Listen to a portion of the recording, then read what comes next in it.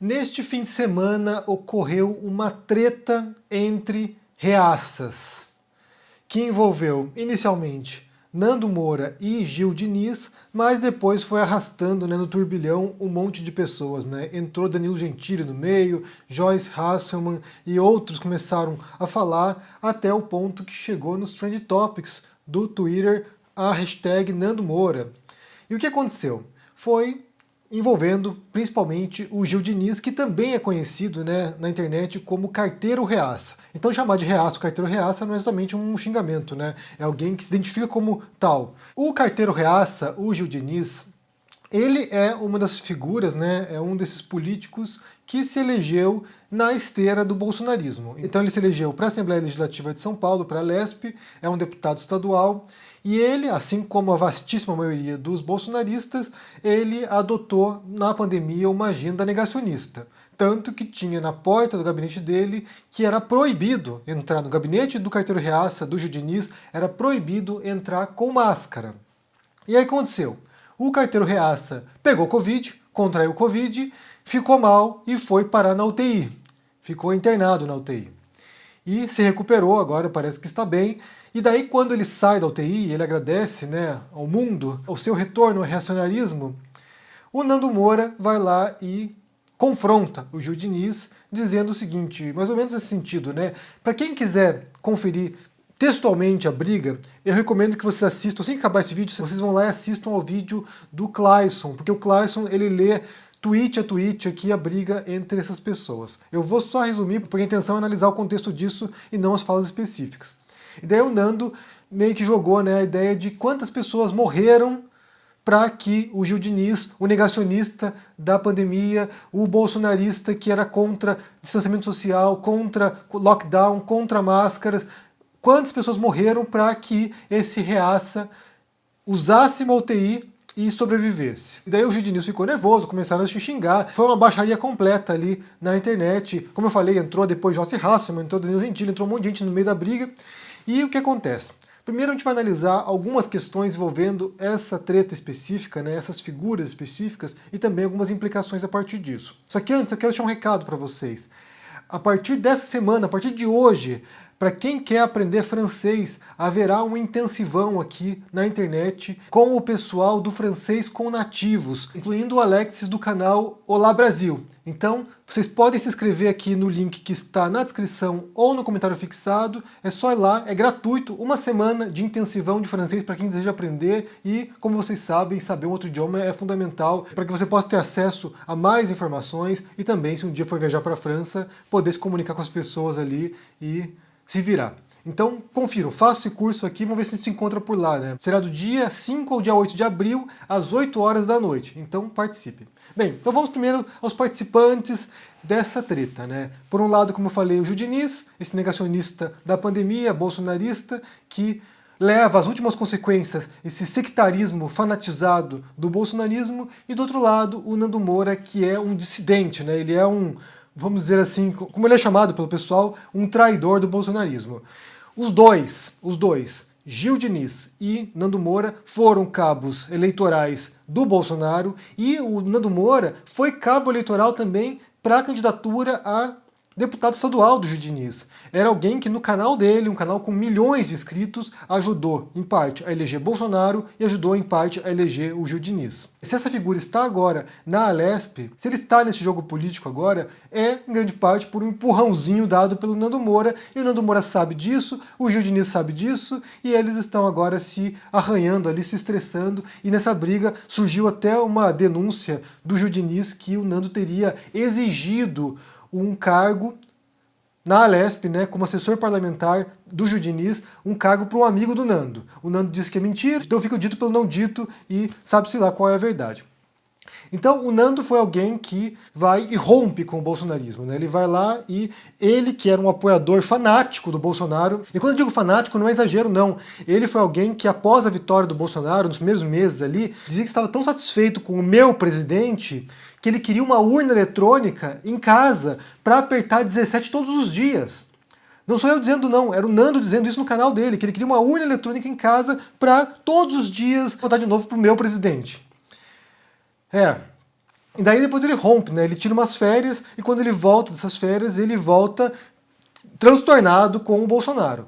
E aqui, eu já falei isso e vou repetir, o Nando Moura, para mim, talvez seja um dos mais inteligentes dos bolsonaristas, porque ele rapidamente compreendeu o barco furado no qual ele estava, ele que vai em campo o bolsonarismo, ele que vai em campo o olavismo também, ele era alguém que sempre citava o Olavo de Carvalho, sempre estava ali defendendo o Olavo, né?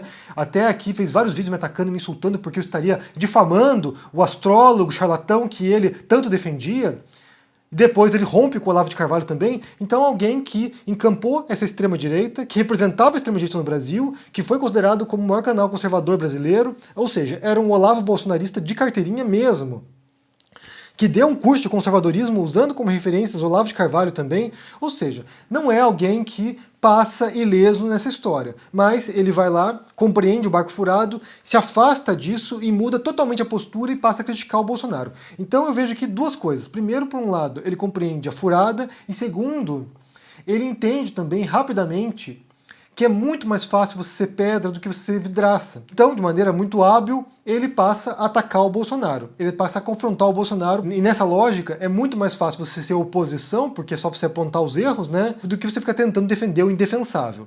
E daí, quando começa a pandemia, surpreendentemente, o Nando Moura fica do lado da ciência. Fica do lado da OMS, da ONU, fica do lado das instituições globalistas que ele tanto criticava anteriormente. Então, ele... O MBL, né, Mamãe Falei, Kim Kataguiri, outros também que surfaram nessa onda reacionária, surfaram nessa onda conservadora brasileira, né, nesse bolsonarismo, de repente ele se põe à oposição ao Bolsonaro. E o que acontece, obviamente, né, uma vez que essas pessoas passam a criticar o Bolsonaro, é que as hordas bolsonaristas, os fundamentalistas bolsonaristas, veem os traidores como perigos muito maiores do que quem é oposição. Por quê? Porque quem é traidor, quem rompeu com o movimento, conhece coisas, conhece mecanismos internos desse movimento, né? Tanto que, por exemplo, você vê lá um desses também que rompe com o bolsonarismo, com o olavismo, que é o Felipe Moura Brasil, ele vai lá e também, logo no começo, denuncia lá os blogueiros de crachá, né? Ele faz uma reportagem longa para a Cruzoé falando sobre bolsonaristas que estavam ganhando ali uma boquinha dentro do governo Bolsonaro, cargos como assessores parlamentares ou mesmo sendo financiados ali pelo Bolsonaro. Ou seja, a briga é uma briga entre bolsonaristas e ex-bolsonaristas. Esse é o resumo da treta. E daí o que acontece? No meio disso, surge uma série de denúncias, como eu falei, né? Denúncia de que o Nando queria um cargo e que o Gil Diniz não deu cargo para o amigo do Nando Moura. Essa é uma coisa. A segunda coisa tem a ver com essa acusação do Nando Moura de que o Gil Diniz teria roubado a UTI de alguém. E daí o Gil Diniz ameaça de processo no Nando Moura. Eu já falei sobre esse assunto anteriormente, acho que vale repetir, porque a gente fala aqui de questão de ética, na verdade, né? Uma questão de bioética, que tem a ver com pandemias, tem a ver com estabelecimento de prioridades para quem vai ser tratado ou não. Por mais que a gente pense que haja até uma lógica nisso, né? A pessoa foi contra os procedimentos de combate ao coronavírus, a pessoa é negacionista, então ela não deveria receber tratamento. Ela deveria abrir mão da UTI dela e ficar com cloroquina, ficar com ozônio no rabo, ou seja, ela deveria, por questão de coerência, não ser tratada. E eu já falei sobre isso anteriormente, que não faz sentido isso, porque, de certo modo, se a gente for pensar, o médico, quem está no hospital, quem é um profissional de saúde, ele não pode fazer a triagem de quem vai ser tratado ou não com base nesses critérios. A pessoa não pode, na hora que vai receber um paciente lá, perguntar: você é bolsonarista? Você é contra o lockdown? Você usou cloroquina? Ele não pode fazer isso. Do mesmo modo que ele não pode fazer outros tipos de triagem, né? Ah, você é lulista, você é petista, ou você é judeu, você é progressista, você... sei lá, qualquer outro critério. A pessoa não pode fazer isso. O médico recebe o paciente, vamos supor, mesmo um caso aqui, olha, é alguém que foi baleado porque estava tentando roubar alguém. É um criminoso. Ele foi tentar roubar alguém e foi baleado pela polícia. O médico, ele não é juiz. Ele não vai avaliar se aquela pessoa ali que foi baleada durante um ato criminoso, se ela merece ou não tratamento. Ela vai receber essa pessoa no hospital e vai tratar aquela pessoa, mesmo se ela for uma criminosa. Então, não cabe ao médico avaliar caso a caso, com base em ideologia, com base em comportamentos de risco, com base naquilo que a pessoa faz, se ela merece ou não ser tratada. Alguém até mencionou naquela época sobre transplante de órgãos, né, que em alguns casos, quando a pessoa, por exemplo, é fumante e vai receber um transplante de órgãos, se ela continuar sendo fumante, que ela tem menos prioridade do que outras pessoas. Parece que em alguns procedimentos há, de fato, uma seleção em relação ao comportamento de risco, mas isso não vai acontecer na pandemia, né? Os hospitais recebendo milhares de pessoas, o médico não vai fazer, acho que nem pode fazer triagem com base em ideologia, com base em comportamento bolsonarista, né? Acho que não pode fazer isso. Os critérios são outros, na verdade, e há um debate em relação a isso, né, a bioética, como tratar esse tipo de caso, quem tem prioridade. Geralmente, a prioridade tem a ver com pessoas que têm maiores chances de sobreviver, no caso a UTI, sobreviver e ter uma vida de qualidade posteriormente. Pessoas que têm pouca chance de sobrevivência tendem a ter menor prioridade. E isso pode parecer cruel, né, por exemplo, né, como eu falei, você pensar assim, o meu avô que estava respeitando as normas de segurança, meu avô que não é bolsonarista, meu avô que não é negacionista, tem uma complicação por causa do Covid, e daí você tem lá Gil Diniz e meu avô, e quem vai ser tratado vai ser o Gil Diniz e não o meu avô. Isso parece injusto, né? Isso pode parecer pra gente cruel, mas, na verdade, nesse tipo de situação, né, quando você tem recursos escassos e muita gente exigindo esses recursos, é como é praticado. É como um hospital de campanha, de guerra, né? Um hospital de guerra, por exemplo. Você tem as pessoas vindo lá feridas e o médico vai avaliar qual dessas pessoas aqui tem mais chance de sobrevivência. Para qual dessas pessoas eu vou poder despender recursos e salvar essa vida, e qual pessoa não tem salvação, qual pessoa não adianta nem tentar tratar, porque ela vai gastar recursos limitados e não vai ter chance de sobrevivência. Então é uma lógica cruel, embora pareça injusta, mas na prática é o que seria, em tese, mais justo, porque você não está fazendo uma distinção com base em pensamentos das pessoas, daquilo que elas defendem, mas com base em critérios mais objetivos de sobrevivência. É claro que, na prática, a gente preferia que o seu avô sobrevivesse, o seu avô que não é negacionista e nem fica defendendo maluquices, mas na realidade, pessoas como Gil Diniz serão salvas, terão prioridades, né? Que forem mais jovens, por exemplo, eles terão, com base nesses critérios de pandemia, em critérios excepcionais, eles terão prioridade sim. Infelizmente, a gente pode dizer, mas terão. Então, esse argumento do Nando, de quantas pessoas morreram para que o Gil Diniz pudesse ser salvo, é um argumento complicado, na verdade, né? A gente até poderia concordar em tese com isso, né? Assim, de maneira abstrata com isso, né? Mas na prática é complicado defender esse tipo de coisa. E outro ponto que eu quero abordar também tem a ver com essa briga, né? As vésperas da Páscoa. Ontem foi Páscoa, os cristãos do mundo inteiro celebrando a ressurreição de Jesus, e você tem ali dois ou mais cristãos, né? Porque também entrou outras pessoas no meio ali, entrou Danilo Gentili, outras pessoas no meio, cristãos quebrando um pau na internet com um linguajar que, sinceramente, digno do Olavo de Carvalho, né? Então, assim, você tem esses cristãos que, na prática, também estão bem longe de qualquer tipo de comportamento defendido por Jesus, né? Pelo Messias, que eles tanto dizem adorar. E aqui, mais uma vez, você tem essa não correspondência, né, entre discurso e prática. Você tem um negacionista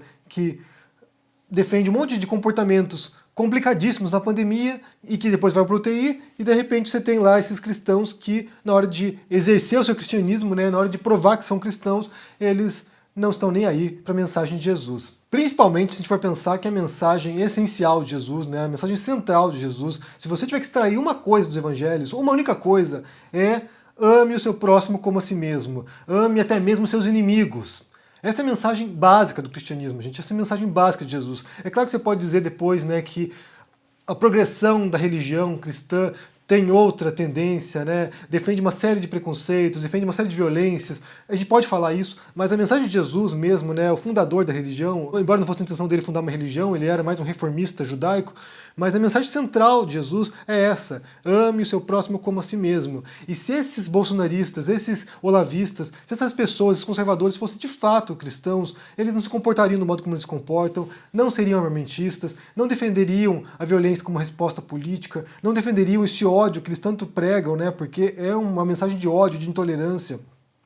O tempo todo hostilizando as pessoas. O Nando fazia isso, ele deve fazer ainda, na verdade, tanto que ele fez isso com o Gil Diniz, mas ele fazia isso o tempo todo durante a campanha eleitoral do Bolsonaro, mandava suas hordas de seguidores para atacar seus desafetos. Então essas pessoas, elas estão totalmente distantes daquilo que elas acham que elas defendem, ou daquilo que elas dizem defender, que é essa mensagem de Jesus. Eles são o oposto de Jesus, né? O Olavo de Carvalho é o oposto de Jesus, é o oposto do cristianismo. O Bolsonaro é o oposto da mensagem de Jesus. Esses evangélicos neopentecostais, em sua vastíssima maioria também, são o oposto daquilo que pregava Jesus, porque Jesus pregava a tolerância, pregava o respeito ao próximo, o amor ao próximo, a abnegação, o sacrifício, o desapego material ele pregava. Então, você tem religiões que são basicamente antros de capitalismo, de mensagem de acumulação de dinheiro, de capital, pastores pedindo dinheiro, sabe? Então simplesmente isso é uma contradição que para mim é irreconciliável. É inacreditável que a pessoa leia a Bíblia, leia os evangelhos, leia a mensagem de Jesus e não consiga olhar para a realidade concreta da religião na qual ela está e não veja a imensa contradição que existe. Que ela olhe para essas figuras como Nando Moura, Bolsonaro, Olavo de Carvalho, Gil Diniz, Gentili, que ela olhe para essas figuras e não vejam o reverso do cristianismo, o oposto do cristianismo. Jesus era alguém que se sacrificou, que morreu para não exercer violência. Jesus era alguém que pregava que a pessoa desse a outra face. E daí eles relativizam isso. Não, mas não é isso que ele queria dizer. É o que ele disse. É o que ele disse, é o que está nos evangelhos. E é surpreendente, para mim é surpreendente que um ateu como eu tenha que vir aqui explicar para as pessoas o que é a mensagem de Jesus. Porque está nos evangelhos, gente. Não estou inventando nada, não estou, criando nada. É só ler os evangelhos. Jesus era alguém que pregava o amor incondicional, o perdão incondicional. Não era para perdoar 7 vezes, era para perdoar 70 vezes 7. Era alguém que pregava a abnegação e o sacrifício total. Tanto que é uma religião, em essência, impraticável, porque pouquíssimas pessoas estão dispostas a fazer isso. O Nietzsche dizia que o único cristão morreu na cruz. Ou seja, só Jesus foi cristão, porque todo o resto que vem depois vem em contradição à mensagem dele. Ele era a única pessoa capaz de viver aquela mensagem que ele pregava, porque o restante, eles pregam o ódio, eles pregam a intolerância, eles vão lá e perseguem quem discorda deles, vão lá e quebram terreiros de Umbanda, vão lá e propagam o ódio na internet, vão lá e se insultam na internet, né, publicamente, para que todos nós assistamos isso e nos envergonhemos por eles. E daí você tem o Nando Moura, num vídeo dele lá chorando, né? Ai, esse mundo não tem solução. E essa outra mensagem, inclusive, essa mensagem de fato, uma mensagem evangélica, né? De que essa vida não tem resposta. A resposta está na pós-vida, né? Essa é uma vida de sofrimento, essa é uma vida de perdas, essa é uma vida de sacrifícios. Depois da morte que nós teremos as recompensas. Então, seus atos de abnegação, seus atos de sacrifício, seus atos de sofrimento, seus atos de amor ao próximo e de dar outra face, esses atos serão recompensados após a morte. Mas isso eles ignoram. Eles esperam recompensa após a morte sem precisar praticar nenhum ato de cristianismo, sem precisar praticar nenhum ato da mensagem de Jesus. Eles querem recompensa após a morte sendo uns escrotos. É isso. Eu quero saber o que vocês pensam sobre essa briga que houve no final de semana, né? Como eu falei, para vocês entenderem passo a passo qual foi a treta na internet, recomendo que vocês assistam ao vídeo do Clayson sobre isso. O que você pensa dessa briga entre reacionários que dizem pregar a mensagem de Jesus, mas são o oposto disso? E também sobre essa tese do Nando Moura, né? Que esses negacionistas como o Gil Diniz, que eles estão ocupando leitos de pessoas que mereceriam mais. Se isso faz sentido, se essa lógica faz sentido numa pandemia, né, dentro da bioética pelo menos, se isso faz sentido para você ou não. Deixe o joinha, se inscreva aqui no canal, se torne um membro ou um apoiador para dar uma força. Confira essa semana a aula gratuita do francês com nativos, o intensivão, essa semana. E confira meus livros, tanto sobre o Bolsonaro, essa figura que está no poder e que representa o valor dessas pessoas, né? Nando Moura, Gil Diniz, eles não são tão diferentes em termos de valores. E também um romance meu sobre Jesus histórico, né? Uma pesquisa que foi uma pesquisa de 7 anos sobre Jesus, sobre a figura histórica de Jesus. E, como eu falei, a mensagem dele é essa, né? Ame o seu próximo como a si mesmo. Ame até mesmo os seus inimigos. E ninguém está disposto a praticar isso. Ninguém está disposto a se entregar, a se sacrificar pelo outro. Ninguém está disposto a fazer isso. Bem, me digam aí no comentário e até mais. Tchau!